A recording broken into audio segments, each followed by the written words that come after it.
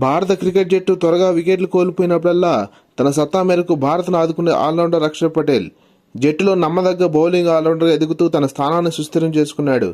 అయితే సెప్టెంబర్ 5 నుంచి ఆరంభమైన దులీప్ ట్రోఫీలో భాగంగా జరుగుతున్న రెండవ మ్యాచ్లో రుతురాజ్ గైక్వాడ్ సారథ్యంలో ఇండియా సి మరియు శ్రేయస్ అయ్యర్ సారథ్యంలో ఇండియా డి పోటీ పడ్డాయి. ప్రేక్షకుల సందడి మధ్య ఆంధ్రప్రదేశ్లోని అనంతపురం వేదికగా జరుగుతున్న ఈ మ్యాచ్లో ఊహించని ఆటగాళ్ల అద్భుత ప్రదర్శనలు చోటు చేసుకున్నాయి. మొదట బ్యాటింగ్ వచ్చిన ఇండియా డి జట్టు శ్రేయస్ అయ్యర్, పడిక్కల్, శీకర్ భరత్ సింగిల్ డిజిట్ స్కోర్కే పెవిలియన్ చేరి విఫలమయ్యారు. 76 పరుగులకి 8 వికెట్లు కోల్పోయి దీనస్థితిలో ఉన్న ఇండియా డి జట్టును భారత ఆశా కిరణం అక్షర్ పటేల్ ధనాధన్ బ్యాటింగ్తో ఆదుకున్నాడు. 6 సిక్సర్లు 6 ఫోర్లతో ప్రత్యర్థి బౌలర్లపై విరుచుకుపడి స్కోర్ బోర్డును పరుగులు పెట్టించాడు.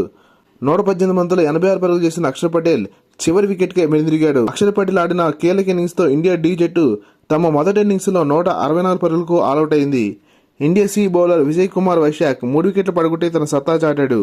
తమ మొదటి ఇన్నింగ్స్లో బ్యాటింగ్ ఆరంభించిన రుతురాజ్ గైక్వాడ్ బృందాన్ని India young bowler Harshit Rana తన బౌలింగ్ మెరుపులతో ప్రత్యర్థి ఓపెనర్స్ను త్వరగా పెవిలియన్ చేర్చాడు. రుతురాజ్ గైక్వాడ్ మరియు రజత్ పట్టిదార్ తమ మార్క్ ఇన్నింగ్స్ ఆడలేకపోయారు.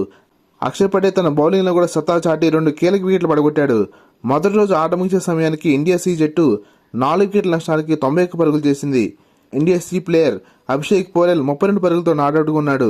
రెండో రోజు ఎలాంటి అద్భుతాలు జరుగుతాయో, ఎవరెవరు భారత జట్టులో స్థానం సంపాదించడం కోసం పోరాడతారో వేచి చూడాలి. లేటెస్ట్ క్రికెట్ అప్డేట్స్ కోసం ఈ వీడియోని లైక్ చేసి ఛానల్ సబ్స్క్రైబ్ చేస్తారని ఆశిస్తున్నాం. Thank you for watching.